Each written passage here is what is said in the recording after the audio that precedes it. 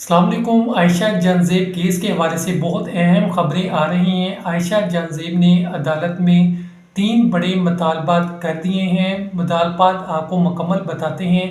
अगर आप चैनल पर नए हैं, चैनल को सब्सक्राइब कीजिए, बेल आइकन पर क्लिक कीजिए ताकि नई अपडेट्स भी आपको मिलती रहें। मैंने वीडियो शेयर की थी जिसके अंदर मुकम्मल आपको बताया है। आयशा जंजेब ने रिपोर्ट दर्ज करवाई जिसके अंदर मुकम्मल बताया था कि मेरे ऊपर तशद्दुद हुआ, शोर आते हैं, लड़ाई झगड़ा करते हैं, मुझे तशद्दुद का निशाना बनाते हैं।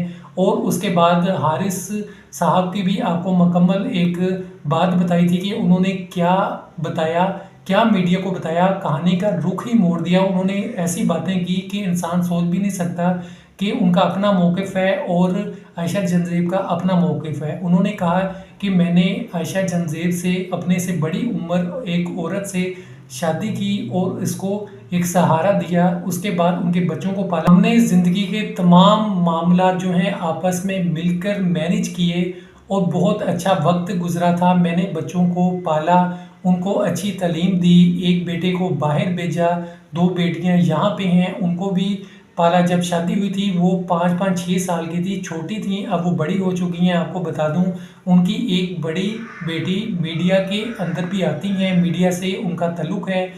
और ये बातें उन्होंने की। उन्होंने कहा मुझे नहीं पता था कि जब ये मामलात ऐसे होंगे तो मेरी बेटियां ही मेरे ख़िलाफ़ हो जाएंगी और बाहर से भी मुझे धमकियां आ रही हैं जान लेने की।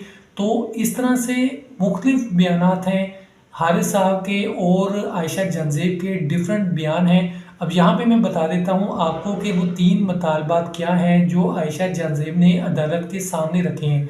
नंबर 1 पे है कि मेरे शोहर मेरे घर कभी ना आए, यानी कि हारिस जो हैं वो कभी भी मेरे घर ना आएँ। जैसा कि वो अभी जेल के अंदर हैं, वो आ भी नहीं सकते। अगर वो रहा भी हो जाएँ तो उसके बाद उनका ये सिस्टम ख़त्म हो जाएगा, वो दोबारा उनके घर नहीं जा सकते आयशा जंजेब के। तो ये नंबर 1 मुतालबा है।